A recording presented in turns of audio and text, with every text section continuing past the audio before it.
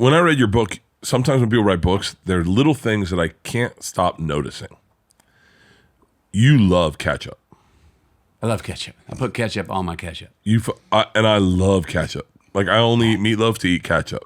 Right. I think I fell in love with ketchup first. Yeah. With the ketchup. I had to grow to love ketchup. And then once I realized what it was doing to me, I went, wow, you're expanding my horizons. I didn't know that I could enjoy salt and sweet at the same time. All in one. And let's admit it. Can we say it online? Can we say it like Heinz has got the monopoly on the fucking ketchup? Yeah. It's the Del Monte out of here, guys. I don't need the fucking antibiotic. No. I want the fucking Heinz with the shit in it. What's the craziest thing you put ketchup on? What have I not put ketchup on? I mean, scrambled eggs is not crazy. Scrambled eggs. It's great. Scrambled eggs. It makes scrambled eggs. It makes scrambled eggs. Great. It makes scrambled eggs. Guy Fieri would like fucking ketchup with eggs with ketchup on them. Yeah. So I mean, I put it on. We had one throw up vegetable in our household. Where you had one vegetable you didn't have to eat, and mine was boiled squash. My mom boiled everything. She was not a good cook. Ma, I know you're out there in 92. You were not a good cook. You boiled squash, and that's how but you had to eat it. Yeah. No, that was the one. I'm sorry. The one I didn't have to eat, but then you had to eat everything else. So the boiled okra, nobody in the family liked it, but man, that's where ketchup became my friend, because I got to drown that shit. And I remember sitting there in our family, if you didn't finish it, you finally had to go to bed at dinner time, and then the next morning it was on the breakfast plate. Oh, wow. And if you were late for school, you got the demerit, then it just went back to sort of structure. So now what's your punishment for being late for school? So you're like, oh man. Ketchup was my friend. To get over things, to swallow things, and also just to. And it's where the ketchup is. I love ketchup on a burger, but it's best to dip it. So the ketchup's the first thing to hit the palate. You don't want if you put the ketchup on top of the burger, it falls off the sides. Right. You want to dip it so that it's walking. It is the pimp walking the prostitutes into the party. Yeah, and there's a whole bunch behind him, but he does the intro. Yeah. Dude, black-eyed peas, I cannot eat. Black-eyed peas with ketchup, I fucking love them. I hear you. I'm going to tell you one even further. If I'm drinking in the morning at an airport, and I don't feel like drinking, but I have to because I got to get on the plane, I'll take ketchup, smear it on my hand, let it dry, and then just slowly that's Get it. down. Yeah, that's like what on the flight later? on the fucking flight. Just give it a lick? Just a little, yeah. Just to have a buddy there. Just a reminder to have Just a treat. to have a little treat. Just have a friend right there. Yeah. That's good, man. Fuck, I'm never going to eat ketchup and not think about you. I don't know. Well, next time I have ketchup, I'm going to not be able to not think about you licking on your hand about ketchup. That's good, man. A little K-bump. I like that. Yeah. Excuse me. Let me take a hit. Who doesn't like you? I mean, you're like the coolest dude in the world. Ketchup. And he loves ketchup, man. My buddy, actually, Marcus Towers, made me a T-shirt, a red T-shirt and white writing. It said, I put ketchup on my ketchup. Yeah. Heinz the one. Viva la ketchup. Yeah, Cheers to people that. have tried to compete, right? There's so many people. I think it was Malcolm Gladwell that wrote a whole essay about this, about how there's this really competitive space for ketchup, but it doesn't fucking matter because Heinz just dominates. Like Dominates. There's like 50 other brands. I don't even know them. No one does. No one's Mom, ever. this is how we busted my mom. Mom would always, to save money, all right, let's go to peanut butter. Peter Pan was the one Yeah. for me, right?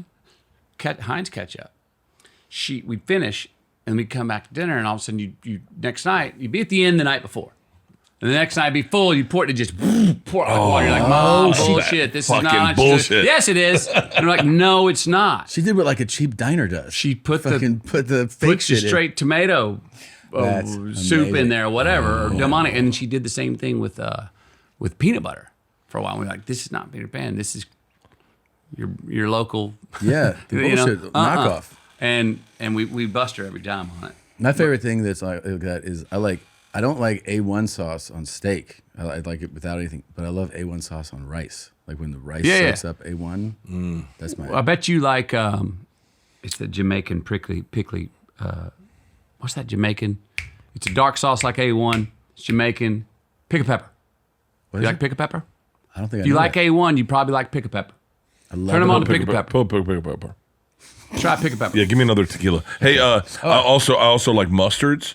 I'm a big mustard guy, but I'm really Asian mustards. I like really. I need my nose to feel it. I like hot mustard. Asian, I more than that English mustard. We have that tight little little teaspoon of that. Coleman's is like We'll the just best light you English up. mustards, but Asian mustards are stronger than English mustards. Where's Asian mustards between English mustards and wasabi? Closer to wasabi. Closer was like Chinese specifically. The Chinese mustard sauce is one of my because that has like, right. You put opens that things. on Fumigate. Yeah, Mentholate. yeah. You're like, am I fucking breathing through Yeah, my man. eyes? Yeah, Yeah. it opens everything up. I like Chinese mustard. I've been using wasabi pretty liberally lately. I do too. I like To wasabi. mix up even with a tuna fish salad. I'm a tuna fish salad master maker. Really? Yeah. Every Sunday night, clean out the fridge, mosquito style. Gonna make a badass tuna fish. So do you that'll put? last through the week. So explain your tuna fish to me because my wife's a redneck, and so she has candied jalapenos in her tuna fish. Yeah. Okay, wait. I want to hear yours. Well, it's a long list of all kinds of things. I mean, Okay, celery? It starts with the base. You get your good tuna. Yeah. Next, you got to watch how much lemon and vinegar you add because if you add the mayo mixed with wasabi and a little thyme dressing, Shut the fuck up! Come on. I didn't even think about putting wasabi into my fucking tuna fish. whip it up, a little light green. Get that in there on the tuna, and because if you put whatever you put on the tuna first is going to soak it up. So You're blowing my mind right now. You're blowing my mind. It's like the first time someone told me how to finger someone, and I didn't know that you weren't just supposed to stick it in and leave it there. And I go, oh yeah, it would make sense to move it around. You're telling me tuna fish. It is like tuna that. fish. If I would get high-end tuna, of course I'd put wasabi on it. Yeah. Why wouldn't I put it on my tuna fish? No, it's a good idea. right. So We then fucked this interview up. We get a should have been base. talking about this the whole time. get a base. Yeah. And then all the rest of the stuff from the chopped red onions or the dill pickled gherkin. I'll finally slice the dill pickled gherkins. There's a jalapeno product now that it's been seared in hot oil, so it's crispy jalapeno chips to give it a little crunch. I come in with to balance that out. At the end, I do go. I'll go with some apple for some sweetness, a touch of agave if it gets to balance out that wasabi here. Yeah. And at the end, I do go, man. I always have corn in there. Always got corn. Really? Oh yeah. And then at the end, I'll go some frozen green peas. And then, as you know, as every redneck knows, is it better right then, or is it better covered after you put it in the fridge the next day? It's all coagulated. All the tastes are right. You're sitting there now. I've hit the home run. So it sat in there. It's marinating, basically. Yeah. Now, do you add any ketchup? Oh yeah. Oh, yeah, he did. Well, then I pull out extra pickles because I love to dip my pickle, take a bite of tuna, bite the pickle with the Heinz ketchup on the end of the pickle. The day after A Time to Kill, you went to the promenade Yes. and you had a tuna fish sandwich with ketchup on it. Yep. And all I heard was, I got to try ketchup on a tuna fish sandwich. Yeah. That's So all good. I heard. Yeah, man. Okay, real quick. Steak. What cut do you eat? 1 5/8 inch American Wagyu ribeye. Yeah. Ribeye's the steak. That's the Ribeye's the steak. Ribeye's a steak. Admit it or not, if we're not talking about, I want to eat lean. And how I do you- know I have my elk. I How do do you fillets. have it cooked? Well, Well, the different ways. So I go 1 5/8 inch, which means it's a big, thick piece of meat, which means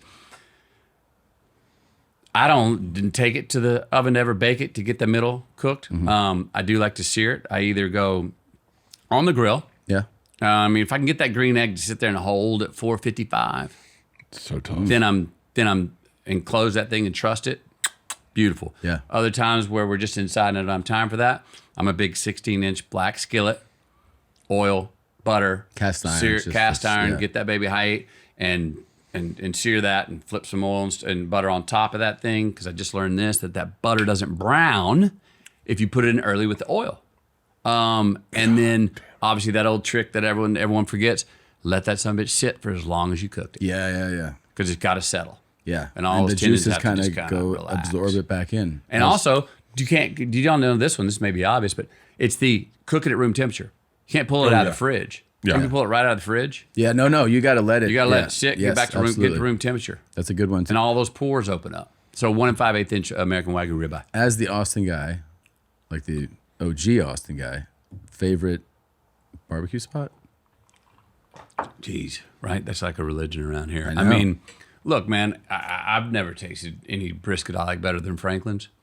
Have you had the steak over at Lambert's?